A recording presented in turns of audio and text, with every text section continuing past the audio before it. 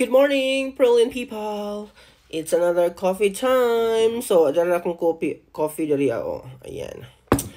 Huy, mga pinapunta. Good morning to everybody and who can watch this video. Bulahan ka nga makakita ka ani because it's a great lesson that I'm going to share to everybody today. Kanap itong idea mga my dear nga. I know sa atong interaction, naman gud tay mga friends nga makanseller, naman tay mga people nga ma-encounter niya soon to be mahimo na to silang close friends.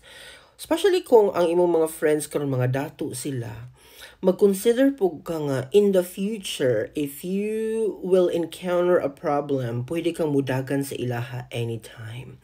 Wrong notion. Ako na siyang emphasize sa inyo ha. Nganong wrong man na siya mga my dear? Kay ang idea man ko dapat, kita mismo ang responsable sa atong mga kinabuhi. Nag-gets ko ninyo? Kada pang, dapat ikaw mismo ang maghuna-huna para sa imong self, kung unsaon nimo imong self nga ma-prepare nimo siya sa mga pwedeng mahitabo in the future. Dili kay muasa ta sa atong mga kaila. Dili kay muasa ta sa atong mga friends nga anytime pwede ta mudagan sa ila mga yugtabang. Ni-engage ka anang a transaction. Karon pag nagkalitsi-litsi ang laban, mudagan ka sa imuhang mga kaila. Madisturbo nimo sila. I mean, it's not wrong to ask help if kailangan gyud. Pero dapat man good, first of all, responsible ta sa atong mga kaugalingon. Dapat kabaluta sa atong gipang sudlan nga mga transaksyon kung unsay pwedeng ma-create ani in the future. Muna kung buti pasabot.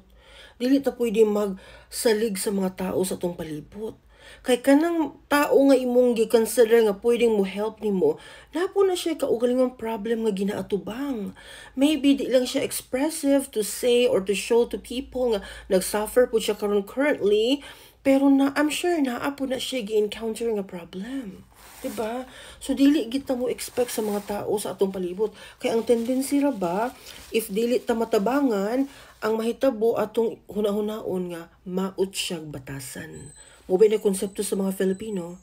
If dili gali sila mahatagan sa ilahang demand, if dili gali sila matabangan sa ilang situation, ang ilang hunahunaon, negative kaayo towards the person. So, ma-break dayon ang friendships sa situation. Kana siya nga point. Pero in the first place, kung imo siyang i-analyze, ikaw ba ya ang naay mali ana? Kaya wala ni mo tanaw daan ang pwedeng mahitabo. For example, mag-create kag family. Wala man kay igong ikasupport. Wala kay trabahong sakto. Wa pa kay kakaw mag-eskwela. Nagplano na kang mag-create og family. Diba? Inutang ang chocolate og flowers sa February 14th. Karon gusto ka mag-create og imong family. Pag-abot sa panahon nga mga anak imong wife for example, asa kag i-support sa imuhang anak nga daghang kainag mga basic needs. Muna diya karon, sumabung na po ka og post sa Facebook, mangayo ka og support, post mo imong GCash. Ana. So nahasol ang entire society because of your wrong decision. Nga pwede pa man unta na nimo in next time and then i-prepare nimo imong self mo gina mo balik ta sa tong pinaka-core sa tong statement, you have to be responsible to yourself. Dapat kabalo ka sa mga move nimo sa imong life, what will happen in the future. Muna dapat ako ipaamgo sa inyo. Be responsible sa imuhang ginasudlan sa life. Nagets inyo? Kaya what ay kadaganan. Mabito nang always ako emphasize diri sa akong mga videos nga dapat ikaw independent ka sa imong kaugalingon. Do not think that you can run to anybody in times of trouble. Kay seldom you can find people nga mutabang sa imo 100%.